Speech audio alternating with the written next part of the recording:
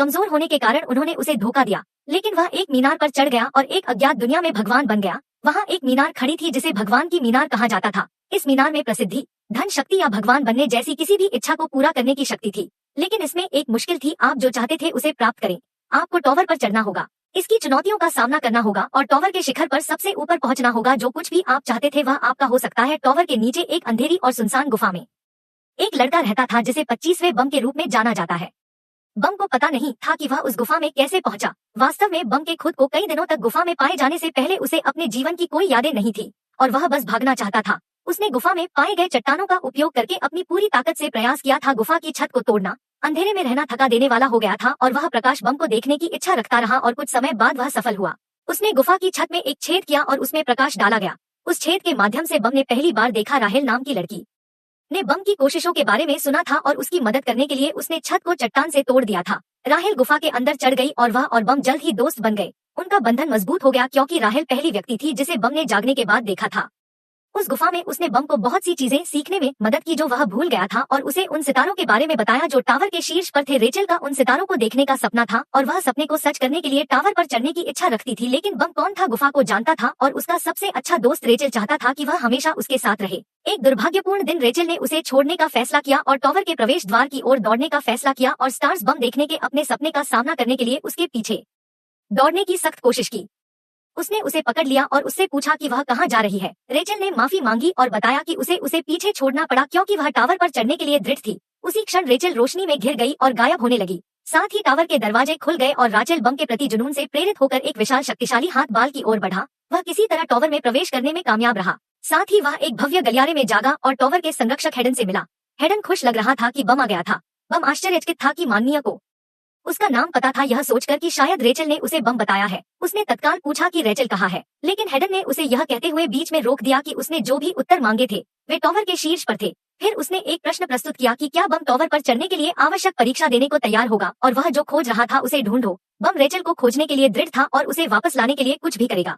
वह उसे जाते हुए नहीं देख सकता था। फिर कमरे में बदलाव किया और बम के पीछे एक पिंजरा प्रकट किया। हेडन ने परीक्षण पास करने के नियमों को समझाया। बम था विशाल पिंजरे में प्रवेश करना और एक बख्तरबंद स्टील ईल के हमलों से बचते हुए उसके अंदर एक बड़ी गेंद को तोड़ना। पिंजरे के अंदर भी यदि वह सफल हो जाता है तो वह परीक्षण पास कर लेगा और अपनी खोज जारी रखने के लिए टावर की अगली मंजिल पर चला जाएगा। हेडन चेतावनी, बम परीक्षण बेहद कठिन था और वह अब पीछे हट सकता है। टावर खतरनाक था और बम जैसा कमजोर व्यक्ति इसका प्रयास करने पर अपनी जान गंवा सकता था। हालांकि बम ने माननीय के शब्दों पर कोई ध्यान नहीं दिया और WS पिंजरे की ओर दौड़ पड़ा। लेकिन जैसे ही वह प्रवेश करने वाला था एक लड़की ने उसके चेहरे पर लात मारकर उसे रोका। यूरी नाम की लड़की और इवान नाम का लड़का एक अजीब भाषा बोलने लगे जिसे बम नहीं समझ सका, लेकिन चिंता न करें, इवान के पास एक विशेष गेंद थी जिसे पॉकेट कहा जाता था जिसने उनके शब्दों को बम में बदल दिया। मैं समझ सकता था कि उन्होंने कहा कि बम एक अनियमित था, जिसका मतलब था कि वह अन्य नियमित लोगों के विपरीत टावर में अकेले आया था। बम अपने दोस्त राचेल को ढूंढने के लिए इस यात्रा पर था और यही कारण है कि वह टावर में समाप्त हो गया। हेडन उनके पास आया और पता लगाया कि यूरी जेड की राजकुमारी थी। उसने अपना परिचय दिया और इवान हेडन ने यूरी को चेतावनी दी कि अगर टावर के बड़े मालिक ज़हार्ड को पता चला कि वह बम बनाने में मदद कर रही थी तो बड़ी मुसीबत होगी।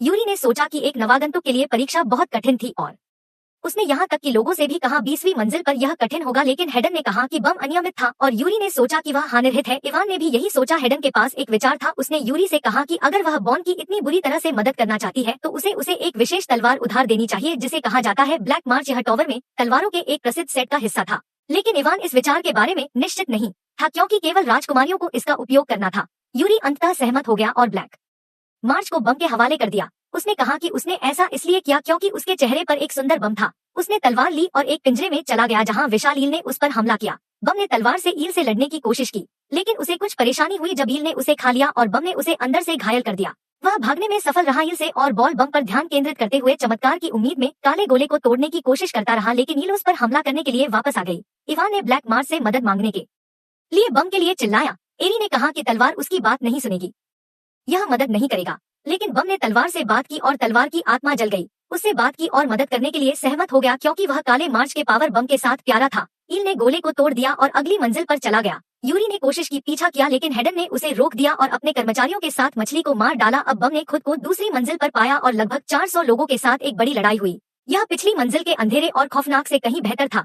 बम चकित था, लेकिन उसके पास समय नहीं था इसका आनंद ले। एक तैरते हुए ब्लैक क्यूब से एक आवाज आई, जिसे लाइट हाउस कहा जाता है। उन्होंने कहा कि उन्हें तब तक लड़ना था जब तक कि आगे बढ़ने के लिए केवल 200 नहीं बचे थे। परीक्षण शुरू हो गया और बॉम्ब ने दूसरों से खुद को बचाने के लिए अपनी तलवार का इस्तेमाल किया, जिन्होंने उसे ताली बजाने की कोशिश की, लेकिन फिर उसे एक बड़ी भीड़ का सामना करना पड़ा। वह मुसीबत में था जब 2 नए लोग के एग्रो और रैक रेथराइजर उनके पास आए। रैक बम का शिकार करना चाहता था और क्यून ब्लैक मार्च तलवार के बारे में उत्सुक था। रैक वास्तव में बम से लड़ना चाहता था क्योंकि वह उसे शिकार बम के रूप में सोचता था और अपने प्रतिद्वंद्वियों को देखता था और उसने देखा कि रैक उसके लांस को ठीक उसके सिर की ओर इंगित कर रहा था। उसने सोचा कि बात करने वाले मगरमच्छ जैसा रैक क्यों मूल्यवान होगा। बॉन ने दूर जाने का मौका देखा और थोड़ा हट गया। रैक को यह पूछकर चिढ़ाया कि क्या वह बम का पालतू था, लेकिन बम ने कहा कि रैक क्या वह उसका पालतू नहीं था क्योंकि रैक उसे ताली बजाने की कोशिश कर रहा था। रैक क्रोधित हो गया और उसने अपने पैर पटकते हुए कहा कि उसका नाम रैक रेथरेजर है और वह चाहता था कि वह उसे बुलाए क्योंकि रैक भी अन्य लोगों की तरह ही था जो लड़ना चाहते थे। उसने जाने का फैसला किया, लेकिन उसने बम की तलवार पर कुछ देखा। उस पर 13 महीने की सीरीज की तलवारों जैसा ही निशान था और इससे उनको उत्सुकता हुई। उसने रैक को गिरा दिया और फिर बम रैक के साथ भाग गया। उन्हें कछुए कहते हुए उठ गया और उन्हें खोजने की कोशिश की, जबकि कुन और बम पीछे छिप गए। कई आंखों वाले लड़के ने अपना परिचय देते हुए बम से हाथ मिलाया और पूछा कि उसे ब्लैक मार्च बम कहां से मिला। उसने उसे बताया कि यूरी ने उसे किसी के साथ पुनर्मिलन के लिए इसे उधार दिया था, लेकिन उसे यह दिलचस्प लगा और उसने बम को अपने साथ जाने के लिए कहा। बम सहमत हो गया क्योंकि क्यून वही था फर्श पर एकमात्र व्यक्ति जिसने उसे ताली बजाने की कोशिश नहीं की थी। इस बीच रैक अभी भी उन्हें ढूंढ रहा था। इस सब के बीच में अनोज नाम की एक हरे रंग की सरीसृप लड़की के बीच हरा अप्रैल नामक चाबुक जैसे हथियार के साथ लड़ाई हो रही थी। हेड्स नाम का लड़का, जिसके पास 2 कटास थे, हरे अप्रैल में 13 महीने की श्रृंखला के काले मार्च भाग की तरह एक लाल निशान था। इसने अनोज को यूरी की तरह जहाड़ की राजकुमारी बना दिया। जबकि अनोज और हेड्स ने बम और क्यून से लड़ाई की, गिनती की कि कितने लोग बचे थे, जो था 268। वे छिपने और इंतजार करने पर ध्यान केंद्रित कर रहे थे। फिर उन्होंने बम से पूछा कि क्या उसने कभी किसी को ताली बजाई है, लेकिन बम ने कहा कि उसने ऐसा नहीं किया था। उसे अपना अतीत याद नहीं है, केवल वही याद है जो राहेल ने उसे सिखाया था। फिर पूछा गया कि क्या राहेल उसकी प्रेमिका थी, लेकिन बम ने कहा कि वह थी। उसे लगा जैसे वह रेचल का है और इसीलिए उसे ढूंढने के लिए टावर पर चढ़ना पड़ा। के ने कहा कि रेचल उसके नियम बम की तरह थी। उसे नहीं पता था कि इसका क्या मतलब है, लेकिन उन्होंने सहयोगी बनने के लिए हाथ मिलाया। बम को किसी को रखने का विचार पसंद आया। उनकी तरफ से अनोज और हेड्स के बीच लड़ाई बराबरी पर समाप्त हुई क्योंकि वे दोनों वास्तव में मजबूत थे। फिर उनकी मुलाकात शिबिसु नाम के एक व्यक्ति से हुई और उन सभी ने टीम बनाने का फैसला किया। के ने बम को कुछ महत्वपूर्ण बताया। उन्होंने कहा कि टावर के नियमों का पालन करते हुए बम को फंसना नहीं चाहिए, उसे अपने नियम खुद बनाने चाहिए। के ने यह भी सोचा कि अगर यूरी जैसी जहाड़ की राजकुमारी को बम में दिलचस्पी थी तो उस पर भी विश्वास करना उचित था। लेकिन अंदाजा लगाइए कि कौन सा रैक अचानक आया और उन पर हमला करने की कोशिश की। हालांकि समय समाप्त हो चुका था और 200 प्रतिभागियों ने भाग लिया था। अगला चरण पहले ही चुना जा चुका था। उद्घोषक ने कहा कि घोषणा के बाद जो भी हमला करेगा उसे अयोग्य घोषित कर दिया जाएगा। उद्घोषक ने फिर उन्हें 3 लोगों की टीम बनाने के लिए 5 मिनट का समय दिया। यदि उनके पास टीम नहीं थी तो उन्हें भी अयोग्य घोषित कर दिया जाएगा। इसलिए बम और बकवास रैक के साथ टीम बनाने की कोशिश की, लेकिन उसने कहा कि नहीं, वह उनका पीछा करना चाहता था क्योंकि उसके शिकार ने रैक से कहा था कि वह उसे ताली बजाएगा और एक और सहयोगी ढूंढेगा। यहाँ तक कि वह अपने ब्रीफकेस से चाकू निकालकर रैक से लड़ने के लिए तैयार हो गया, लेकिन बम ने रैक से लड़ने का फैसला किया। अपनी तलवार का उपयोग किए बिना उसने खुद ही अपनी तलवार गिरा दी और रैक से उसे शिकार करने के लिए कहा क्योंकि वह बिना किसी लड़ाई के लड़ रहा था। इससे रैक एक पल के लिए रुक गया। उसने रैक को गठबंधन बनाने के लिए मनाने की कोशिश की, लेकिन रैक ने उसे अपने लांस से मारा और कहा कि वह जैसे जैसे समय समाप्त होता गया वह ऊपर चढ़ गया और रैक के गर्दन बम को पकड़ लिया। रैक के हमलों में से एक को चकमा देने के लिए अपनी तलवार उठाने में शामिल हो गया। उन्हें तीसरी मंजिल पर ले जाया गया और रैक अभी भी बम से लड़ना चाहता था, लेकिन बम ने अपने नए साथी से लड़ने से इनकार कर दिया। उन्हें बताया रैक ने कहा कि बम के लिए तलवार का उपयोग करना खतरनाक था क्योंकि बहुत से लोग इसके लिए उसका शिकार करना चाहेंगे। 2 प्रतिभागियों ने लड़ना शुरू कर दिया, लेकिन लेरो आर नामक एक परीक्षक ने उन्हें रोक दिया। परीक्षक बहुत मजबूत थे और टावर पर चढ़ गए थे इससे पहले कि लेरो ने कहा कि बहुत सारे थे नियमित और कुछ को समाप्त करने की आवश्यकता थी। उसने पानी का एक बड़ा अवरोध बनाने के लिए शिंसु नामक चीज का उपयोग किया। प्रतिभागी को आगे बढ़ने के लिए इसे पार करना पड़ा। आश्चर्य हुआ कि क्या बम इसे बना सकता है, लेकिन बम ने पानी से पीछे न हटकर सभी को आश्चर्यचकित कर दिया। अभी भी दूसरी तरफ खड़े लेरू को आश्चर्य हुआ और उसने बॉम्ब को बताया कि वह पहले ही परीक्षा पास कर चुका है। फिर लेरू ने बॉम्ब के साथ शर्त लगाई कि पहले बैरियर को कौन पार करेगा। हारने वाले को विजेता से एक प्रश्न का उत्तर देना होगा। बॉम्ब रेचल के बारे में जानना चाहता था। लेरू और बम दोनों ने अनोज को अपना चैंपियन चुना। वह बाधा को पार करने वाली पहली महिला थी। उसके बाद उसके साथी हेड्स, उसके दूसरे साथी शाबिस के लिए कठिन समय था। लेरू ने बीटा टाई बुलाया, जो बहुत अच्छा था क्योंकि वह एक रैंकर था। लेरू बम का जवाब देने के लिए सहमत हो गया प्रश्न, लेकिन वह रेचल बम नाम की झाइयों वाली लड़की के बारे में नहीं जानता था। उसने अनियमितताओं के बारे में पूछा और लेरू ने बताया कि वे लोग थे जो टावर के नियमों का पालन नहीं करते थे। टावर के 3 हिस्से थे और ऐसा लग रहा था कि यह बम है और रेचल वहां से नहीं आई है। किसी भी भाग में। तब एक प्रतिभागी निराश हो गया और उसने कहा कि कुछ जल अवरोध के कारण वह अयोग्य नहीं होगा। इसलिए लेरू ने उस व्यक्ति को चुप कराने और उसे परीक्षा छोड़ने के लिए शिंसु का इस्तेमाल किया। लेरू बम पर लौट आया और अन्य प्रतिभागी परीक्षा उत्तीर्ण करने में सफल रहे। परीक्षण शुरू होने से पहले तीसरी मंजिल पर रेड डोर टेस्ट में चले गए। उन्होंने अपने अतीत के बारे में सोचा कि कैसे किसी पर भरोसा करने के लिए उन्हें धोखा दिया गया और निर्वासित किया गया। उन्हें किसी पर भरोसा न करने के बारे में अपनी माँ के शब्द याद आए जब उन्होंने आकाश बम को देखा और पूछा कि क्या छत बहुत चमकदार थी, लेकिन क्यून ने उसे बताया कि कोई छत नहीं थी, यह स्काई बम था। उसने पहले कभी आकाश नहीं देखा था, जिससे उसे आश्चर्य हुआ। बम ने पूछा कि क्या आप रात में आकाश में तारे देख सकते हैं, क्योंकि रेचल जब छत पर चढ़ी तो तारे देखना चाहती थी। टावर के ने समझाया कि तारे सिर्फ एक किंवदंती है, क्योंकि आकाश शिंसु की शक्ति से बनाया गया था और यह वास्तविक नहीं था। यह सोचकर थोड़ा चिंतित हुआ कि रेचल उसके बिना टावर पर क्यों चढ़ेगी, क्योंकि परीक्षण शुरू होने पर नियमित लोगों की टीमें एक गलियारे में प्रवेश कर गईं। रेड डोर परीक्षणों को जारी रखने के लिए अगली टीम अंदर गई और उन्होंने बम और रैक की चीखें सुनी और बैठे रहे और अपनी बारी का इंतजार करते रहे। जब वे इंतजार कर रहे थे तो एक व्यक्ति जो गुब्बारे की तरह दिख रहा था उनके पास आया और कहा कि उसे परीक्षण बम के बारे में कुछ पता है। उसने पूछा क्या यह था और उस व्यक्ति ने उल्लेख किया कि जो समूह 5 मिनट से कम समय में गुजर गए। उन्होंने चिल्लाया नहीं। उसने सोचा कि कोई समय सीमा हो सकती है, क्योंकि वह उस व्यक्ति के सिद्धांत के बारे में निश्चित नहीं था, जिससे सवाल किया गया कि वह इसे अजनबियों के साथ क्यों साझा करेगा, जिसके बारे में उस व्यक्ति ने बात की थी क्यून का अतीत और कैसे उसे क्यून परिवार ने त्याग दिया। क्यून को गुस्सा आ गया और उसने चाकू निकाल लिया। माँ ने उसे रोकने की कोशिश की और रैक लड़ने के लिए तैयार हो गया।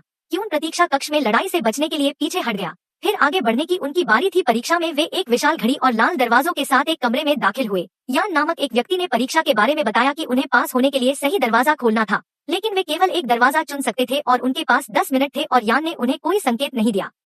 आप स्थिति का विश्लेषण कर सकते हैं और सोच सकते हैं कि सही दरवाजा क्या हो सकता है। रैक अव्यवस्थित रूप से इधर उधर भाग रहा था और बम ने उसे शांत करने की कोशिश की। उसने ध्यान केंद्रित करने की कोशिश की, लेकिन वह कोई समाधान नहीं निकाल सका। उसे अपनी माँ की किसी पर भरोसा न करने की चेतावनी याद आई और उसने कोशिश की। गुब्बारे वाले से मिले सुराग को भूलने के लिए उसने मारिया नाम की एक लड़की के बारे में भी सोचा, जिसने उसे तब धोखा दिया था जब वह जहर की राजकुमारी बन गई थी।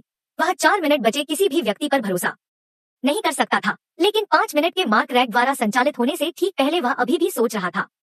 इंस्टिंक्ट ने लात मारकर एक दरवाजा खोला और उन्होंने परीक्षा पास कर ली। यूएन ने उन्हें बधाई दी और समझाया कि उन्हें 5 मिनट बीतने से पहले कोई भी दरवाजा खोलना होगा।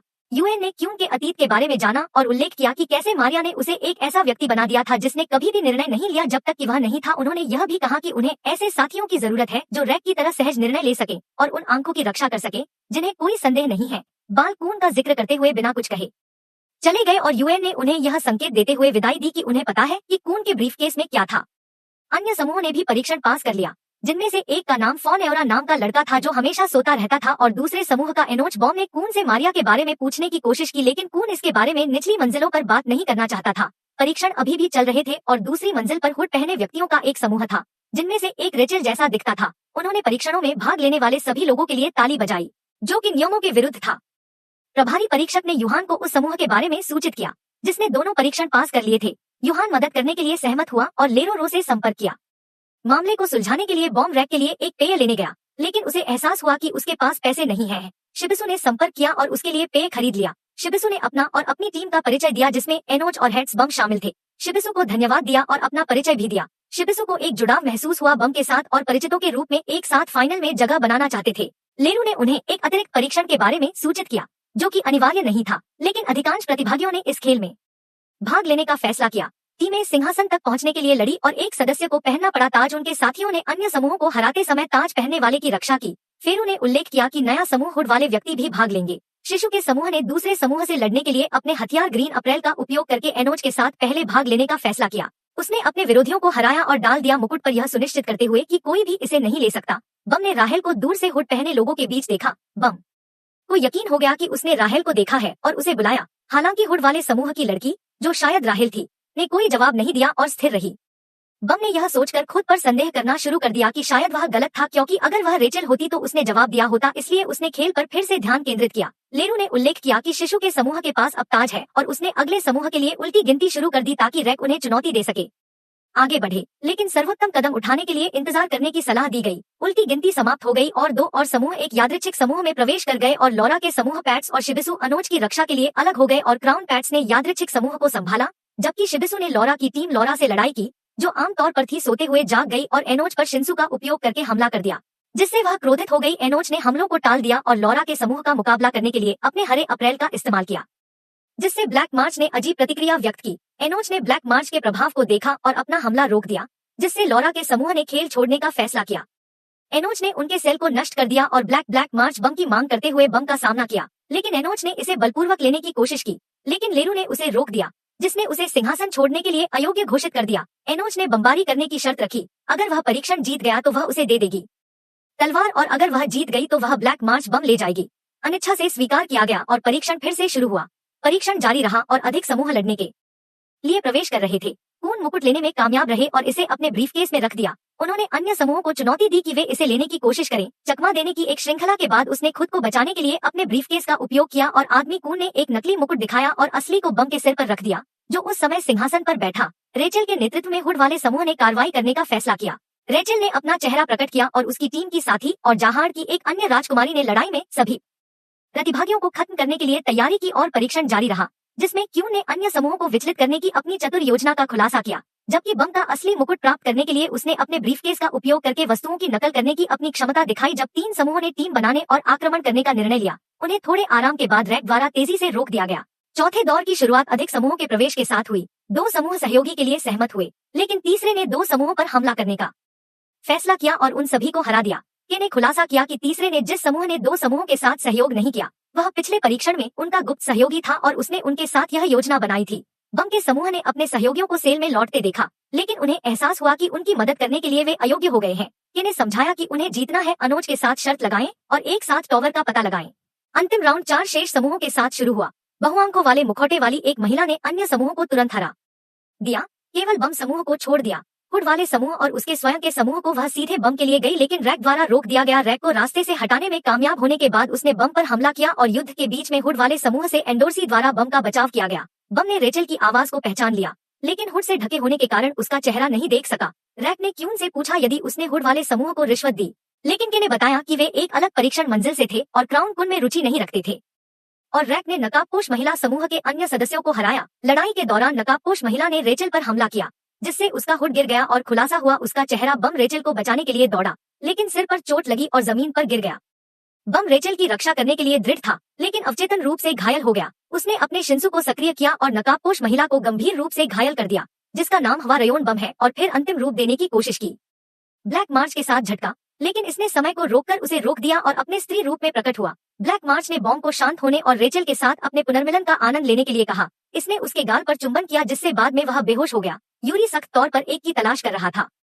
परीक्षण स्थल पर बम तक पहुंचने का रास्ता इवान ने यूरी की तात्कालिकता पर टिप्पणी की और उन्हें क्यूरन नाम के एक बड़े व्यक्ति ने रोका, जिसने आगे बढ़ने के लिए एक सुरक्षित स्थान का उल्लेख किया। यूरी सहमत हुए कि उन्हें आगे बढ़ना चाहिए और क्यूरन को आश्चर्य हुआ कि क्या नौसिखिया बम इतना महत्वपूर्ण था। यूरी ने केवल इतना कहा, जब क्यूरन ने बम देखा तो वह समझ गया कि लड़के के पास जबरदस्त शक्ति है। इस बीच परीक्षण स्थल पर बम अभी भी स्ट्रेचर पर बेहोश था और कून उसकी देखभाल कर रहा था। लेरू ने यूएन से यह समझाने के लिए संपर्क किया कि परीक्षण के दौरान क्या हुआ था। क्राउन गेम समाप्त हो गया था। बॉन्ड द्वारा नष्ट किए गए मुकुट के साथ अराजकता। शिंसु लेरू ने युहान से पूछा कि उसने खेल का आयोजन क्यों किया था। युहान ने बताया कि यह क्वांट द्वारा की गई गलती के कारण था और उसका लक्ष्य हुड वाले समूह की मदद करना था। इवेंजल को अन्य समूहों पर ध्यान दिए बिना आगे बढ़ना था। लेरू ने कहा कि हुड वाला समूह उसने ताज को पूरी तरह से नजरअंदाज कर दिया था और उसे संदेह था कि उस समूह की लड़कियों में से एक उन परीक्षाओं में से एक को जानती थी जो माननीय नियमों के खिलाफ थी।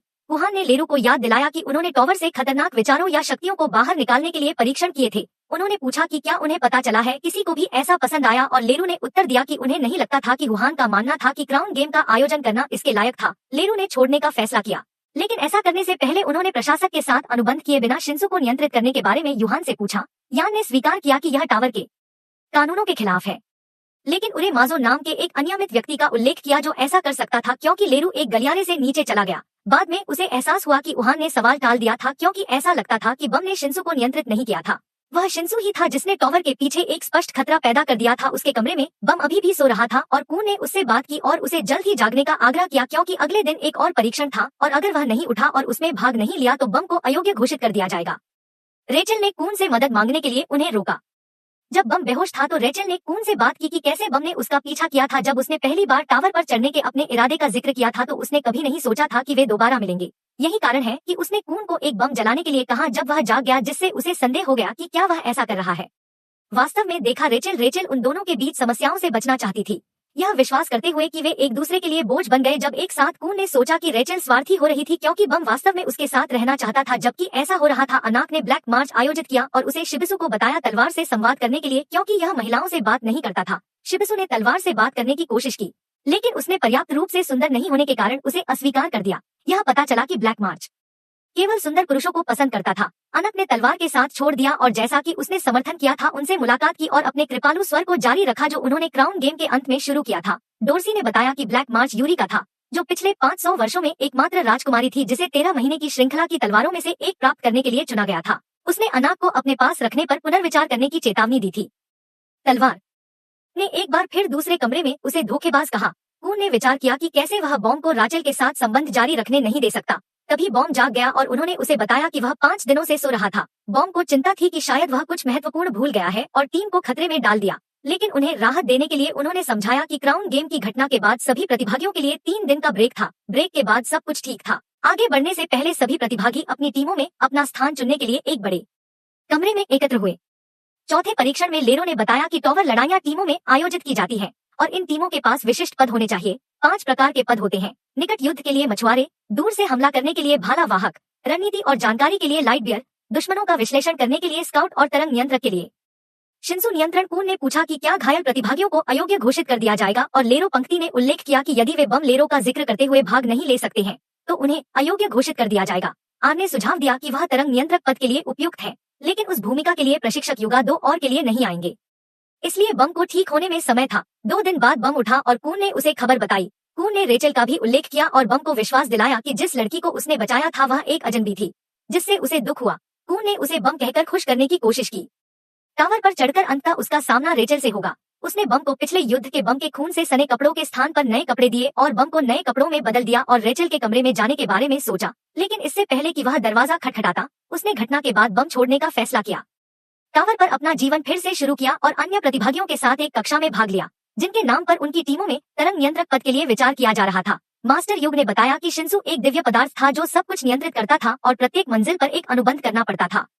व्यवस्थापक को शिंसु की एक निश्चित मात्रा का उपयोग करने के लिए लौरा उनमें से एकमात्र था जिसने पहले से ही इस तरह का अनुबंध किया था जब वह सो रहा था। युग ने दूसरों को प्रशासक बम के साथ अनुबंध करने का आदेश प्राप्त करने के लिए अपनी जेब अदृश्य मोड को सक्रिय करने के लिए कहा था और खुद को एक अंधेरे दायरे में ले जाया गया जहां एक विशाल सांप ने अनुबंध स्वीकार कर लिया क्योंकि उसे एक अनोखी गंध महसूस हुई। इससे बॉन्ड पूरी तरह से थक गया जबकि अन्य अप्रभावित लग रहे थे। बाद में बम ने नकाबपोश लड़की वारियान से मुलाकात की जिसकी आंख उसने क्षतिग्रस्त कर दी थी। उसने उससे माफी मांगी और उसने लौरा और उसके साथी हो को छोड़ने से पहले उसकी माफी स्वीकार कर ली। फिर उसने बम हो से संपर्क किया और अगर बम को जरूरत पड़ी तो उसने मदद की पेशकश की जिसे बम ने नई दोस्ती और परिचित बनाने के लिए स्वीकार कर लिया। बम फिर कून लौट आया जिसने उसे सूचित किया कि रैक भाला वाहक पद से संबंधित था और था वर्तमान में उस कक्षा में प्रशिक्षण के लिए उन्हें एक बेहद दूर स्थित लक्ष्य पर भाला फेंकना था। राचेल के साथियों में से एक भी उसी कक्षा में था जो खुद को एक कुशल भाला वाहक के रूप में प्रदर्शित कर रहा था और इस शिशु और टोपी के बाद रैक की प्रतियोगिता में शामिल हो गया और एक बम के साथ आ गया। एहसान है कि उन्हें एक असाइनमेंट के हिस्से के रूप में बम और क्यून के साथ दोस्ती करने की जरूरत थी। बम और क्यून सहमत हुए और वे सभी एक साथ खाना खाने के लिए कैफेटेरिया गए और डोर्सी भी उनके साथ शामिल हो गए और सोच रहे थे कि जब वे दुश्मन बनने वाले थे तो वे दोस्त कैसे हो सकते हैं। शिबिसु ने समझाया कि उन्हें इसकी जरूरत थी एक परीक्षण के हिस्से के रूप में कम से कम 9 दोस्त बनाने के लिए। हालांकि एंडोर्सी को पुरुषों और महिलाओं के बीच दोस्ती में विश्वास नहीं था, लेकिन फिर भी उन्होंने उनके साथ जुड़ने का फैसला किया। एनोच अब शिशु के समूह का हिस्सा नहीं रही और एंडोर्सी के कार्यों के कारण ग्रेस से गिरने पर टिप्पणी की। बॉम ने नोटिस किया एनो के हाथ में ब्लैक मार्च और पूछताछ की गई कि क्या अनोक और एंडोर्सी जहार्ड एंडोर्सी की साथी राजकुमारियों के रूप में यूरी की बहनें थी। उन्होंने पुष्टि की कि उन्हें जैविक रूप से संबंधित नहीं चुना गया था। उन्हें सर्वश्रेष्ठ परिवारों और नस्लों से ट्रॉफी के रूप में चुना गया था जो कि जहार्ड एंडोर्सी ने दिखाया था। फिर उन लोगों के लिए उसकी कक्षा में भाग लिया जिन्होंने मछुआरे के रूप में अर्हता प्राप्त की, एक ऐसा वर्ग जिसमें उन्होंने प्रतिद्वंद्वियों को न हराकर अंक अर्जित किए, लेकिन उनका जीवन खतरे में था। उन्होंने अधिक अंकों के लिए दूसरों को खत्म करने पर विचार किया, लेकिन एनोच ने उन पर हमला कर दिया। आईएनडी डोर्सी ने एनोच को कमजोर बताते हुए लड़ाई लड़ी क्योंकि हरे अप्रैल के बिना कुछ भी नहीं था, लेकिन एनोच उन्होंने बताया कि वे सभी धोखेबाज थे क्योंकि लाइट बियर वर्ग में कोई वास्तविक जहार्ड राजकुमारियां नहीं थी। कून का काम जानकारी इकट्ठा करना था। उन्हें पता चला कि रैक ने अगले परीक्षण के लिए अर्हता प्राप्त कर ली है और उन्होंने रेचल और बाल के बारे में जानकारी खोजने की कोशिश की, लेकिन उन्हें जो जानकारी मिली वह सीमित थी। संदेह पैदा करने वाले कून को यह जानकारी भी मिली कि एनोच को अभी तो परीक्षण लेना चाहिए, लेकिन उसने जो डेटा दिखाया था वह एनोच के मृत होने की पुष्टि कर चुका है। एनोच और एंडोर्सी के बीच लड़ाई जारी रही। दोनों ने अपने पीछा के दौरान प्रतिभागियों को खाई में फेंक दिया। अंततः एनोच एंडोर्सी के साथ पकड़ा गया, लेकिन एंडोर्सी ने उसे एक शक्तिशाली प्रहार से रोक दिया। एंडोर्सी ने जानना चाहा कि एनोच वास्तव में कौन थी और एनोच ने खुलासा किया कि वह असली एनोच की बेटी थी, प्रामाणिक ज़ाहार्ड राजकुमारी एंडोर्सी को। राउंड गेम के दौरान इसका एहसास हुआ था। यही कारण था कि उसने एनोच को धोखेबाज कहा था। हालांकि एंडोर्सी उसने उसका पीछा करना बंद कर दिया था क्योंकि उसे किसी और में दिलचस्पी हो गई थी। एनोच ने अपने अतीत और अन्य ज़ाहार्ड राजकुमारियों के हाथों अपनी मां के दुखद भाग्य को साझा किया था। इससे एंडोर्सी से शुरू होने वाली सभी ज़ाहार्ड राजकुमारियों को खत्म करके अपनी मां का बदला लेने की उसकी इच्छा पैदा हुई। एक स्पष्टीकरण दिया गया था ज़ाहार्ड के बारे में, जो टावर पर चढ़ने वाला पहला व्यक्ति था, राजा बना, जिसने राज्य की स्थापना की। जिन महिलाओं को ज़ाहार्ड का अनुग्रह प्राप्त हुआ, वे स्वतः ही उसकी राजकुमारियां बन गईं। इन राजकुमारियों को उसकी बेटियां बनने की आवश्यकता नहीं थी, वे पूरे टॉवर से आई थी, चाहे कीमत कुछ भी हो। उन्हें प्राप्त शक्ति यह थी कि वे पुरुषों के साथ संबंध नहीं रख सकती थी या बच्चे पैदा नहीं कर सकती थी। ज़ाहार्ड द्वारा दी गई शक्ति के प्रसार को रोकने के लिए वे जूतों के जोड़े की तरह थे, जिनका कोई भी उपयोग नहीं कर सकता था, केवल प्रशंसा कर सकता था। कुछ राजकुमारियों ने अनाक की मां की तरह इस नियम का पालन नहीं करने का फैसला किया, जिसका एक बच्चा था, और इस वजह से अन्य राजकुमारियों ने उसे खत्म कर दिया था। यही कारण है कि अनाक अन्य राजकुमारियों से अपनी मां का बदला लेना चाहती थी। इस स्पष्टीकरण के बाद अनाक और एंडोर्सी के बीच लड़ाई जारी रही। एंडोर्सी ने चिंता के सभी हमलों को चकमा दिया और उल्लेख किया कि अनाक की मां ने ऐसा किया था एक गंभीर गलती, क्योंकि वह अपनी एनोच को दी गई शक्ति का प्रचार नहीं कर सकी, जिससे वह क्रोधित हो गई और अपने गार्ड को तोड़ने और एंडोर्सी को किनारे से धकेलने के लिए एंडोर्सी के काफी करीब पहुंचने में कामयाब रही। लेकिन एंडोर्सी ने एनोच को पकड़ लिया और उसे भी नीचे खींच लिया, जिससे परीक्षण समाप्त हो गया। मंच की गहराई में दोनों अभी भी जीवित थे और बहस करने लगे। आईएनडी डोर्सी ने अनोज से पूछा कि क्या उसकी मां, जिसने राजकुमारी बनने के बाद उसके साथ अच्छा व्यवहार किया था, उसे अपने किए पर कभी पछतावा हुआ। अनक ने उसे वह क्षण याद नहीं किया जब उसने अपनी मां के मरने से पहले अपनी मां को अलविदा कहा था। बम की कक्षा में ताली बजाई गई। वे आगामी परीक्षण चयनों के लिए अपने प्रशिक्षण के भाग के रूप में शिंसु का उपयोग करके किसी प्रकार का जादू कर रहे थे। एच, जो खुद को बम से श्रेष्ठ मानता था, ने देखा कि वह अपने शिंसु को नियंत्रित नहीं कर सका, जबकि बम में तेजी से सुधार जारी रहा। लॉरा ने बम को सिखाया था एहसान के बदले में अपने शिंसु को कैसे नियंत्रित किया जाए। ये आया और बॉम्ब के साथ चला गया। बॉम्ब से ईर्ष्या करने वाला कून ने बॉम्ब को अनाकिन और डोर्सी के बीच लड़ाई के बारे में बताया, जो दोनों गंभीर रूप से घायल थे।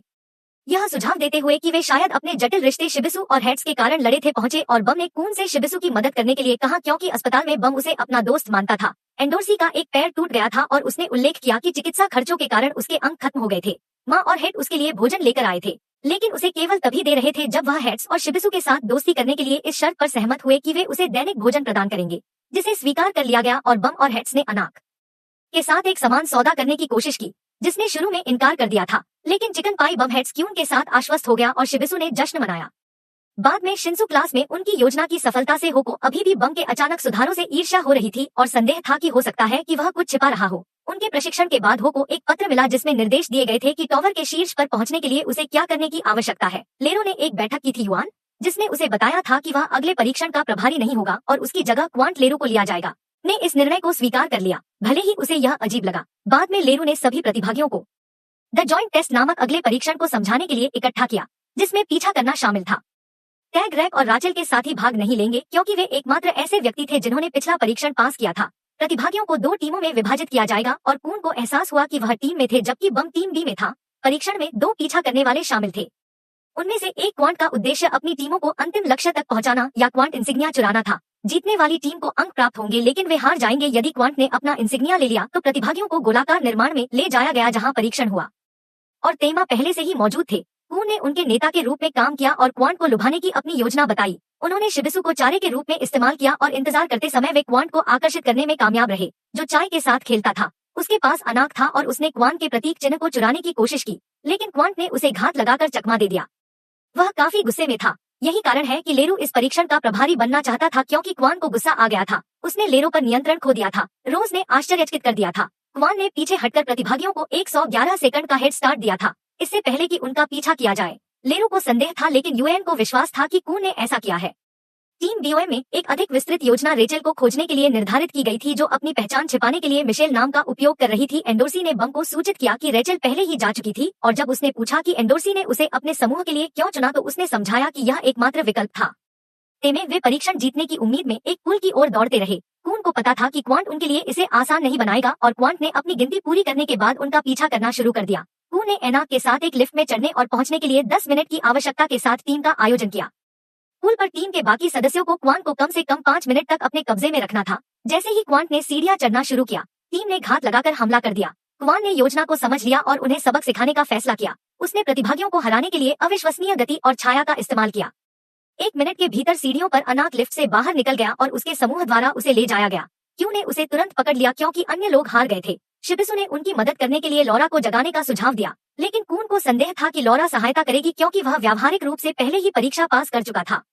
लो ने स्थिति का अवलोकन किया और मान लिया कि वे पहले ही हार चुके हैं क्योंकि क्वान एनाक के करीब आ रहा था, यह जानते हुए कि वे किस निकास द्वार की ओर जा रहे थे। रैक ने लीरो को चेतावनी दी कि वह कून को कम न समझे। लेरू ने इस संभावना पर विचार किया कि कून ने क्वान को भ्रमित करने के लिए अपने ब्रीफकेस के साथ इंसिग्निया का सामना किया था। हालांकि यूएन ने समझाया प्रतीक चिन्हों को शिंसु के साथ संशोधित किया गया था और इसे रोका नहीं जा सका। शिबिसु और 2 अन्य ने क्वान को रोकने की कोशिश की, लेकिन आसानी से हार गए।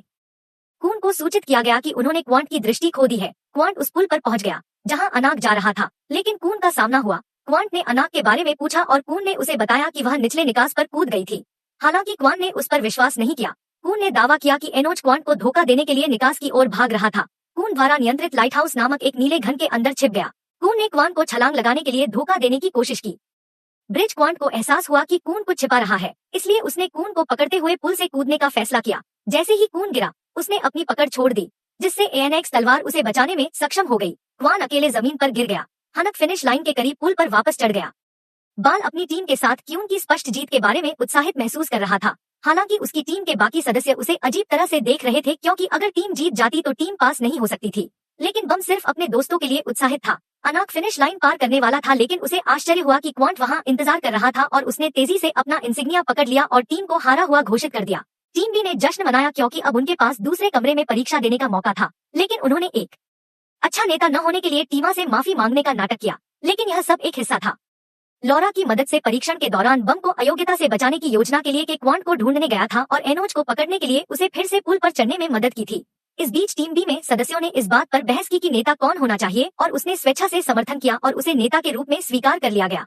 इसलिए टीम बी ने टीम के समान एक रणनीति का प्रयास किया, जिसमें इंसिग्निया को ब्रिज एंड डोर्सी बम की ओर ले जाया गया और 2 अन्य ने लिफ्ट ली, जबकि हेड और कुछ भाला धारक सीढ़ियां चढ़ गए। सेरेना और हो प्रवेश द्वार पर इंतजार कर रहे थे। सेरेना हो के साथ अपनी प्रेरणा की कमी को साझा करते हुए बताया कि अगले टेस्ट में उन्हें लड़ना पड़ सकता है और उन लोगों को भी नुकसान पहुंचाना पड़ सकता है जिन्हें वे दोस्त मानते थे। उन्होंने एक कहानी याद की कि कैसे वह और उनके दोस्त चोर थे और एक रंक ने आकर उन्हें मार डाला था। माननीय ने उसे बचा लिया था और उसे टॉवर पर ले आए थे। उसने स्वीकार किया कि पहले हत्या से उसे कोई परेशानी नहीं थी, लेकिन अब वह इसके बारे में अनिश्चित थी क्योंकि उसने जो संबंध बनाए थे। दूसरी ओर उसने इसकी परवाह नहीं की और दिखाया कि वह इच्छुक था आगे बढ़ने के लिए। दूसरों पर कदम रखने के लिए हेड सतर्क हो गया क्योंकि उसे क्वांट के पास आने का आभास हुआ तो वह तैयार हो गया और अन्य भाला धारकों को भी तैयार होने का निर्देश दिया। जब हेंडोर्सी और अन्य लोग पुल पर पहुंचे तो उसने अचानक उन दोनों पर हमला करके अपने साथियों को धोखा दिया जो बम नहीं थे। एंडोर्सी ने अपने दर्दनाक अतीत को बॉम्ब और समूह के साथ साझा किया और बताया कि कैसे वह एक ऐसे परिवार से आती है जिसने गोद ली हुई लड़कियों को जहाड़ की राजकुमारी बनने के लिए संघर्ष किया। उसने खुलासा किया कि उसे अन्य लड़कियों को अच्छा खाते हुए देखकर कठिनाइयों का जीवन सहना पड़ा, जबकि उसे ऐसा करना पड़ा। बासी रोटी खाओ। अंततः उसने राजकुमारी उम्मीदवार बनने के लिए अन्य सभी गोद ली हुई बहनों से लड़ाई की और उन्हें हरा दिया। एंडोर्सी ने टीम बी से कुछ सदस्यों को खत्म करने की इच्छा व्यक्त की क्योंकि केवल 4 ही परीक्षा पास कर सके और समूह में वर्तमान में 6 थे जिसे वह सुरक्षित करने के लिए दृढ़ थी। टावर्स परीक्षणों के अगले चरण में जाने के बाद उसने बम से कहा कि अगर वह रेचल के साथ चढ़ना चाहता है तो उसे भी कठिन विकल्प चुनने होंगे। बम ने इस तर्क को समझने के लिए संघर्ष किया। इस बीच हेड्स ने 2 भाला धारकों के साथ घात लगाकर हमला करने का इरादा किया। क्वान के आने का फायदा यह हुआ कि क्वान पिछले गेम में कून की मदद स्वीकार करने को लेकर कुछ हद तक चिढ़ गया। दूसरी ओर होने सेरेना को अकेला छोड़ दिया क्योंकि वह एंडोर्सी के साथ अपनी मर्जी से काम करना शुरू कर रहा था। उसने उन 2 प्रतिभागियों के खिलाफ लड़ना जारी रखा जिनका वह लक्ष्य था। हारे हुए बम ने उसे अपने अतीत की याद दिलाते हुए समझाने की कोशिश की जब वह कमजोर थी, लेकिन जब उसने खुद को कमजोर होने दिया तो प्रतिभागियों में से एक ने उस पर बम से हमला कर दिया। एंडोर्सी को बचाने के लिए आगे आया, लेकिन फिर उसने राहेल को अपने दम पर खोजने का फैसला किया। राहेल अंदर थी। जब उसके लाइटहाउस ने उसे रोका तो उसने उसे बंधक बना लिया, यह जानते हुए कि वह उसका उपयोग बम में हेरफेर करने के लिए कर सकता है। उसने दावा किया कि उसे एक रहस्यमय पत्र मिला था जिसमें उसे ऐसा करने का निर्देश दिया गया था। अन्य टीम को इन घटनाओं को देखने से रोकने के लिए परीक्षण प्रसारण अस्थायी रूप से रोक दिया गया था। लोरो चाहता था परीक्षण में बाधा डाली, लेकिन यान ने कुछ समय के लिए क्वांटैप से लड़ाई जारी रखने पर जोर दिया, लेकिन वह स्पष्ट रूप से बेजोड़ था। उसे उम्मीद थी कि भाला धारक क्वांट पर हमला करेंगे, लेकिन उन्होंने उसे भागने के लिए धोखा दिया और उसे खुद के लिए छोड़ दिया। क्वांट को इस विश्वासघात का एहसास हुआ और उसने गद्दारों का सामना करने का फैसला किया और जब उसने देखा कि बम पास आ रहा है तो रेचल को बंधक बनाकर वह घबरा गया और उसने बम से लड़ने की मांग की। रेचल के जीवन को बचाने के लिए क्वांट ने रेचल के प्रति अपने प्यार से प्रेरित बम पर बिना किसी हिचकिचाहट के सहमति व्यक्त की। क्वांट ने बम को निष्क्रिय करने के लिए शिंसु का इस्तेमाल किया। क्योंकि वह अपने परीक्षण के लिए इसे आगे बढ़ाने में अधिक रुचि रखता था। हताशा ने छुरा घोंपना समाप्त कर दिया। राचेल बम उसी स्थिरीकरण तकनीक का उपयोग करने में कामयाब रहा जो उसने क्वांट अक्षमों से सीखी थी, क्योंकि वो जमीन पर लेट गया था। उसने अपनी ईर्ष्या प्रकट की और बताया कि कैसे उसकी अपनी कमजोरी ने उसे अपने गांव में किसी की भी रक्षा करने से रोक दिया था। उसने स्वीकार किया कि उसने ऐसा नहीं किया। वह वास्तव में रेचल को नुकसान पहुंचाना चाहता था, लेकिन उसने नाराजगी के कारण बॉम्ब को निशाना बनाया था। हिरहो ने दुखद रूप से अपनी जान ले ली। सेरेना घटनास्थल पर पहुंची और पाया कि वो पहले ही मर चुका था और क्वांट ने उन्हें यह सूचित करने के लिए संपर्क किया कि परीक्षण जारी रहना चाहिए। बॉम्ब को विश्वास नहीं हो रहा था कि वह हार गया है। उसका दोस्त हो और रेचल एंडोर्सी के लिए बहुत चिंतित था। वह भी क्वांट को एक लड़ाई में शामिल करने के लिए आया था, जिसे अंततः उसने यह विश्वास दिलाकर जीता था कि उसने उसका बैज चुरा लिया है, जबकि वास्तव में उसने नियंत्रण कक्ष से उसका बैज ले लिया था। यूएन ने टीम के साथ परीक्षण की घोषणा की। अगले दिन भी विजेता के रूप में उभरा। रैक ने यह समझाने की कोशिश की कि कैसे रेचल का साथी गायब हो गया और उन्होंने एंडोर्सी से उसके बारे में पूछा। एंडोर्सी ने कहा कि वह उसे अच्छी तरह से नहीं जानती थी, क्योंकि वह हमेशा शांत रहता था और जब उसने उसे पाया तो वह पहले से ही रेचल कून के साथ था और अपने पास लौट आया। कमरे ने इस तथ्य के बारे में सोचा कि केवल 2 तरंग नियंत्रक बम की स्थिति का हवाला देते हुए परीक्षण पास करेंगे। उन्हें एहसास हुआ कि लॉरा संभवतः उत्तीर्ण होगी और उन्होंने जो कुछ भी किया वह यह सुनिश्चित करने के लिए था कि बम को पास करने के लिए पर्याप्त अंक मिले। इसमें लॉरा को अपनी योजना में मदद करने और स्वैपिंग के लिए राजी करना भी शामिल था। मूल पत्र जो उसे एक अलग पत्र के साथ प्राप्त हुआ था। थोड़ी देर बाद जब कून अपने कमरे में आराम कर रहा था तो उसे रैक ने रोका, जिसने उसे दरवाजे पर बुलाया। कून ने दरवाजा खोला और उसे एक छोटा रैक मिला जो उसे चिढ़ा रहा था। रैक ने समझाया कि यह युआन की गलती थी, क्योंकि वह था गलियारों में उससे टकराया था और उसे एक छोटा बौना कहा था, लेकिन जब तक उसे एहसास हुआ कि वह रैक था, बौना रैक बन गया था। उसने कून से अपने जादुई ब्रीफकेस का उपयोग करके वापस बढ़ने के लिए मदद मांगी, लेकिन कून ने उसे बताया कि इसमें वह कार्य नहीं था। इसके बाद रैक बम को परेशान करने के लिए चला गया, लेकिन कून ने इसके खिलाफ सलाह दी, क्योंकि उसे लगा कि बम का टॉवर पर चढ़ने का कोई इरादा नहीं था। बम की एकमात्र प्रेरणा रेचल थी और अब जब वह कोमा में थी तो वह उसके साथ रह सकता था। रैक ने इसकी परवाह नहीं की और उसने कहा कि जरूरत पड़ने पर वह बम को अपने साथ खींच लेगा। कून से पूछेगा कि क्या वह चाहता है कि बम वहीं फंसा रहे। कून ने स्वीकार किया कि वह कुछ नहीं कर सकता, लेकिन रैक ने जोर देकर कहा कि वह ऐसा कर सकता है, क्योंकि रैक बम छोड़ने वाला था और उसने उन्हें सूचित किया कि रेचल अब नहीं चल सकती। उसके घाव के कारण उसने टावर पर चढ़ना जारी रखने और रेचल के पैर बम बनने का फैसला किया था। उसे टावर के शिखर या सितारों तक पहुंचने की परवाह नहीं थी, वह सिर्फ रेचल की मदद करना चाहता था। यह सुनकर कून को मारिया के साथ अपने रिश्ते की याद आई और उसने सोचा कि क्या हो सकता था यदि उसने अपने लक्ष्यों को वापस छोड़ दिया था। तो बम ने उनसे मदद मांगी और कून ने बम को उस पर भरोसा करने के लिए कहते हुए रैक को एक तरफ धकेल दिया। कून को अपनी चतुर और धूर्त चालों पर गर्व था और उसने बम को शीर्ष बम तक पहुंचने में मदद करने का वादा किया। फिर उसे अलविदा कहने के लिए एक एहसान का अनुरोध किया, एक प्रकार के अंतिम संस्कार में हो। सेरेना जो हो की करीबी थी, शिबिसु भी पहुंची और अन्य जो हो को अपना दोस्त मानते थे। क्वांट और लेरो भी शामिल हुए और टोस्ट के साथ एक छोटा सा समारोह आयोजित किया गया। बाद में बम के साथ रेचल ने अंतिम संस्कार में शामिल होने के लिए उन्हें धन्यवाद दिया। हो की हरकतों के बावजूद रेचल रोने लगी और कबूल करने लगी कि उसने उसे छोड़ दिया था, क्योंकि वह तारे देखना चाहती थी और उसकी कमजोरी को एक उपद्रव मानती थी। उसने बम से कहा कि वह अब वह रेचल नहीं है जिसे वह प्यार करता था और कहा कि अगर वह चाहे तो वह उसे छोड़ सकता है। बी ने उसे याद किया, उसके जीवन में प्रकाश के रूप में, वह व्यक्ति जिसने उसे उसकी अंधेरी दुनिया से बचाया। उसने समझाया कि अब उसके कई दोस्त हैं, लेकिन वह पहली व्यक्ति थी जिससे वह कभी मिला था और उसके लिए वह अपूरणीय थी। रेचल ने हर चीज के लिए माफी मांगी और उस रात रोई जब सेरेना ने उसे छोड़ दिया। टॉवर बिना किसी को अलविदा कहे शिबिसु ने उसके जाने की आशंका जताई थी और उसे विदाई देने के लिए बाहर निकलने का इंतजार किया था। सेरेना ने उससे कहा कि उसका हश्र हो जैसा न हो और उसे वह खंजर दे दिया जिसका इस्तेमाल उसने एक अन्य दृश्य में किया था। मास्टर यूबिस ने गुप्त रूप से किसी से बात की थी जिसका उल्लेख किया गया था। वे जल्द ही ब्लैक मार्च और ग्रीन अप्रैल को पुनः प्राप्त कर लेंगे, हालांकि उन्हें यूएन द्वारा बाधित किया गया था, जिन्होंने जाहार्ड के रॉयल एनफोर्सर के 67वें एजेंट रेन के रूप में अपनी असली पहचान का पता लगाया था। यूहान ने रेन को अपने मिशन को पूरा करने में मदद करने की पेशकश की, क्योंकि वह एनोच को टावर के नियमों के लिए खतरा मानते थे। इस बीच कून ने लेरो आर से मुलाकात की और उन्हें हो को दिए गए पत्र के बारे में बताया। उन्होंने बताया कि पत्र टीमों के गठन से पहले दिया गया था। यह दर्शाता है कि प्रेषक को प्रतिभागियों की स्थिति के बारे में विशेष रूप से पता था कि बम और रेचल एक ही टीम में थे। इसका मतलब था कि स्रोत पत्र संभवतः परीक्षण आयोजकों में से एक था। बाद में लेरो पंक्ति ने सफल प्रतिभागियों की घोषणा करने के लिए यूएन की मांग की। बाद के कमरे में उन्होंने कक्षा मछुआरे, भाला भालू, ईआरएस स्काउट्स और तरंग नियंत्रकों द्वारा उत्तीर्ण उम्मीदवारों की घोषणा की, जिन्होंने राहेल को योग्य बनाया था। उन्हें भी एक लाइट बियर के रूप में सूचीबद्ध किया गया था, लेकिन उसकी चोटों के कारण उसे अयोग्य घोषित कर दिया गया। जब एक प्रतिभागी ने परिणामों के बारे में शिकायत की, यूएन ने उसे एक दर्द सहनशीलता परीक्षण के अधीन किया। कून, जो साहसी और आत्मविश्वासी था, ने अपना असंतोष व्यक्त किया और उसे आगे बुलाया गया। उसने रेचल को अंतिम परीक्षण में भाग लेने के लिए कहा, लेकिन यूएन ने समझाया कि कारण उसकी स्थिति के अनुसार यह असंभव था कि बम ने खुद को एक अनियमित व्यक्ति के रूप में प्रकट करते हुए बोलने का फैसला किया। आपने बम को अपने साथ कहीं जाने के लिए कहा, जबकि अन्य लोगों ने बम के साथ सहयोग करने के अपने फैसले पर बहस की। यूएन द्वारा अनुरक्षित किया गया था। बहुमत ने बम की मदद करने का फैसला किया क्योंकि वे उसकी वापसी का इंतजार कर रहे थे। बम प्रशासक के सामने खड़ा हो गया और रेचल को परीक्षणों में भाग लेने की अनुमति देने का अनुरोध किया क्योंकि बम और रेचल ने शिंसु बुलबुले में प्रवेश किया था। उन्हें पता था कि वे पानी के नीचे शिकार परीक्षण में शिकार थे। बाकी लोग शिकारी जाल डॉल्फिन बन गए थे जो सील की तरह दिखते थे जो एक बार मछली पकड़ेंगे। शिंसु ने बम बनाकर अपनी रानी के लिए एक दिन और रेचल के बुलबुले को इस जाल में फंसाना था और फिर रानी द्वारा उगलना था, जिसका मतलब होगा कि उन्होंने परीक्षा पास कर ली है। हंटर का काम जाल द्वारा एकत्र की गई मछलियों को डॉल्फिन से बचाना था। गोब्लिन जो कृमि जैसे जीवों का उपयोग वैक्यूम क्लीनर के रूप में करते हैं, जिससे गोब्लिन मछली चुरा सकते हैं। परीक्षण विफल हो जाएगा। क्षेत्र में धारीदार सुअर जैसे जीव गोब्लिन को डरा सकते हैं, लेकिन प्रतिभागियों को उन्हें नेट डॉल्फिन के पास रखना होगा या अंततः गोब्लिन का ध्यान भटकाने के लिए उनका उपयोग करना होगा। एक भयानक राक्षस जिसे बुल के नाम से जाना जाता है इस क्षेत्र में घूमता है और उन्हें हर कीमत पर इससे बचना था। परीक्षण शिंसु बुलबुले के अंदर एम और रेचल के साथ शुरू हुआ। सील पानी में प्रवेश कर गई, जबकि हेड का समूह गोब्लिन्स रैक पर नजर रख रहा था और भाला वाहक समूह ऊपर इंतजार कर रहा था। जरूरत पड़ने पर लड़ाई में शामिल होने के लिए तैयार शिशु के समूह ने सुअरों से बचाव किया और कून ने लाइट हाउस से देखा। एरी का समूह जो बम के करीब पहुंच रहा था उसने भी बम चलाना शुरू कर दिया। राहेल से यूरी के बारे में बात की और बताया कि वह राजकुमारी थी जिसने उसे तलवार दी थी।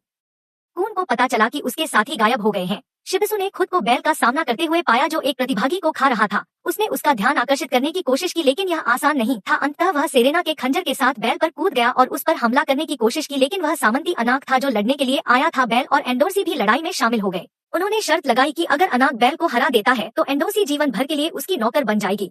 अगर वह हार जाती है तो अनाक हरी अप्रैल को एंडोर्सी को सौंप देगी। साथ ही रैक को गोब्लिन आंदोलन के बारे में हेड से एक संदेश मिला। वहाँ और भी गोब्लिन थे। अपेक्षा से अधिक कून ने हेड्स को अपने गंतव्य और रैक के भाले का पता लगाने का निर्देश दिया। वाहक समूह ने शिंसु बुलबुले में एक आश्चर्यजनक हमले के लिए तैयार किया। नेट डॉल्फिन अपना जाल बना रहे थे। कून देखने में असमर्थ था। डेप्थ नेर पर निर्भर था जो लॉरा नेर के साथ सतह पर था जिसे डिवाइन ने नियंत्रित किया था।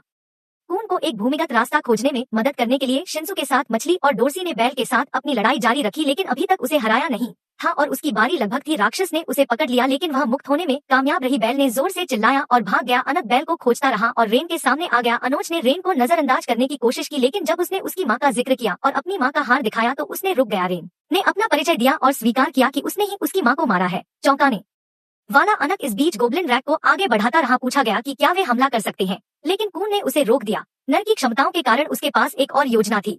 अनक ने हार वापस लेने के लिए रेन पर हमला किया, लेकिन रेन ने खुद का बचाव किया और अनक को उसके पेट में चाकू मारकर घायल कर दिया। फिर रेन ने हरा अप्रैल लिया और एंडोर्सी को यह कहते हुए सौंप दिया। धोखेबाज अनाक को ताली बजाने और खुद को छुड़ाने के लिए यह विशिष्ट परीक्षण एनेक्स को खत्म करने के लिए डिजाइन किया गया था क्योंकि उसका जन्म टावर के नियमों के खिलाफ था। एंडोर्सी को इस कार्य को पूरा करने के लिए हरियल दिया गया था क्योंकि हेड ने गोब्लिन और उसके एक भाले से छिपे रहने की कोशिश की थी। बियर्स की खोज की गई जिससे अराई जाने की उनकी योजना खराब हो गई और डोर्सी ने उसे खत्म करने के लिए नहीं बल्कि ग्रीन अप्रैल को वापस करने और ब्लैक मार्च प्राप्त करने के लिए अनाक से संपर्क किया। उन्होंने रेन का एक साथ सामना करने की योजना बनाई। इस बीच शिबिसु ने राजकुमारियों की खोज जारी रखी और चिल्लाते हुए यूरी रैक का सामना किया।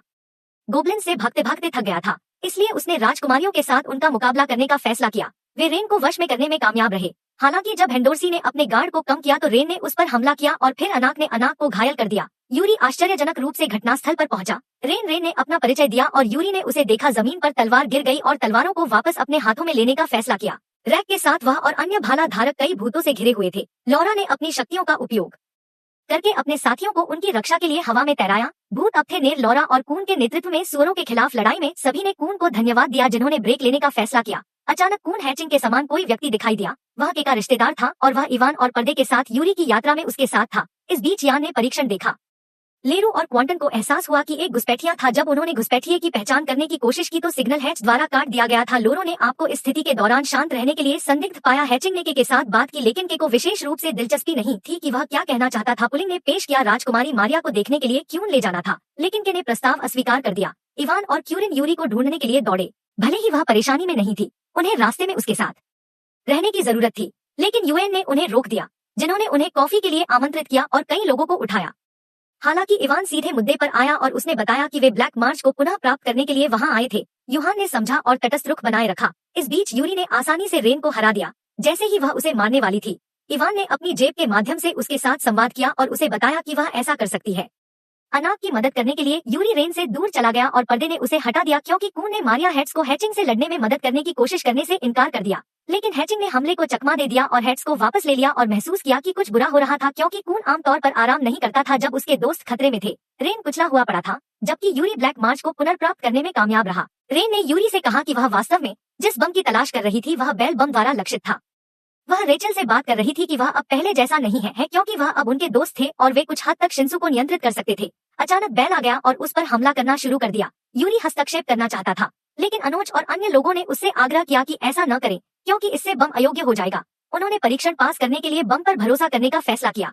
बम बेल के खिलाफ संघर्ष कर रहा था। कई बार घायल होने के बाद उसने अंततः अपने शिंसू का उपयोग करके राक्षस को अंदर से विस्फोट करके खुद को मुक्त कर लिया, जिससे बेल को हराने के बाद एक उज्जवल प्रकाश उत्सर्जित हुआ। बम राहेल की बाहों में गिर गया। यारी ने बम के दोस्तों पर भरोसा किया, इसलिए उसने हरा अप्रैल लिया और शिबिसु के साथ बम के लिए एक संदेश छोड़ दिया। उसने बम को बताया कि वह 77वीं मंजिल पर इंतजार कर रही होगी। फिर वह इवान के साथ चली गई। इवान का सामना हुआ रयान से हुआ, जो एक मार्गदर्शक भी निकला। उसे समझ नहीं आया कि वह उस स्थान पर क्यों थी। बम और रेचल के पास लौट रही थी जिसके बारे में वे थे। नेट की रानी द्वारा निगल लिए जाने वाले डॉल्फिन बम का मानना था कि वे परीक्षा पास कर लेंगे और एक साथ टॉवर पर चढ़ सकते हैं। रेचल ने उसका हाथ पकड़ने के लिए कहा, लेकिन फिर उसने आश्चर्यजनक रूप से उसे शिंसू बुलबुले से बाहर धकेल दिया, जिससे वह गहरे रसातल में गिर गया। बॉन्ड बच गया जब उसने देखा कि रेचल खुद को दूर कर रही है और गहराई में डूब गई है, तो वह सदमे में है। अपने सबसे अच्छे दोस्त बाल को धोखा देने के बाद रेचल अजीब तरह से शांत दिखाई दे रही थी। हमें एक स्मृति देखने को मिली कि कैसे वह पहली बार टॉवर पर आई थी। वह चुनी गई बम नहीं थी। हेडन पर पहली मंजिल के संरक्षक ने रेचल को एक उद्धारकर्ता की जागृति दिखाई, जिससे यह स्पष्ट हो गया कि बम वह व्यक्ति था जिसका वे इंतजार कर रहे थे। रेचल ने टॉवर पर चढ़ने के लिए विनती की और कहा कि वह कुछ भी करेगी। हेडन उसे एक मौका देने के लिए सहमत हो गया, लेकिन एक परीक्षण के साथ उसे ताली बजानी पड़ी। दूसरे शब्दों में कहें तो उसे खुद ही उसे रोकना पड़ा। रेचल ने स्वीकार किया, लेकिन कहा कि वह बहुत कमजोर थी, इसलिए हेडन ने उसे अपनी ओर से लड़ने के लिए एक शक्तिशाली अभिभावक की पेशकश की और यहाँ तक की जरूरत पड़ने पर एक बार उसे जीवन में वापस लाने की भी पेशकश की। यह अभिभावक वही था वह जिस साथी से मिली थी और सोई हुई थी। उसके साथी ने रेचल को वापस लाने के लिए अपनी जान दे दी और इस तरह रेचल बम को पकड़ने में कामयाब रही और उसे ताली बजाने की कोशिश की। जैसे जैसे समय बीतता गया, रेचल की ईर्ष्या और बम के प्रति नफरत बढ़ती गई। वह उसके बढ़ते कदमों से निराश हो गई थी। दोस्तों की मंडली और उसे प्राप्त ध्यान को प्राप्त हुआ। रयान और एक रैंकर ने एज क्लैप रेचल को बम के करीब लाने की योजना में मदद की। रेचल की योजना काम कर गई और वह फिर से बम के साथ अकेली थी। अंत में उसे एक बार और सभी के लिए समाप्त करने का लक्ष्य था। बम फेंक दिया और उसे शिंसू बुलबुले से बाहर धकेल दिया। इसके बाद रेचल ने दूसरों से झूठ बोला कि बम बेल के हमले से नहीं बच सकता। बाद में लेरू ने प्रतिभागियों को इकट्ठा किया और उन्हें सूचित किया कि बम का शरीर नहीं मिल सका, जिससे पता चलता है कि मछली हो सकती है। उसे खा लिया। परीक्षा समाप्त हो गई थी और कून को छोड़कर सभी ने माँ के दोस्तों को पास कर लिया था। रेचल को सितारों को देखने के लिए टॉवर के शीर्ष पर ले जाने के अपने वादे को पूरा करने के लिए झुक गए। कून को रेचल के बारे में संदेह था, लेकिन उसने योजना के साथ जाने का नाटक किया। लेरू ने इस्तीफा देने का फैसला किया और क्वांट को टॉवर पर चढ़कर मामले की जांच करने के लिए आमंत्रित किया गया। इस बीच यूएन शेष प्रतिभागियों को एक अलग स्थान पर अपने परीक्षण जारी रखने के लिए ले गया। बम के जीवित होने का पता चला और उसे एचएवी रयान द्वारा पाया गया। वह उठा और जानना चाहता था कि रेचल ने उसे नुकसान पहुंचाने की कोशिश क्यों की। वह रयान ने उससे कहा कि उसे हर चीज का जवाब ढूंढने के लिए फिर से टावर पर चढ़ना होगा। उसने उसे प्रशिक्षित करने में मदद करने की पेशकश की। कई साल बीत गए और हमने वयस्क बम को हमारी ओर पीट करके टावर पर चढ़ने की अपनी यात्रा जारी रखते हुए देखा। यह अगला वीडियो देखें। फिर मिलेंगे अगले पर।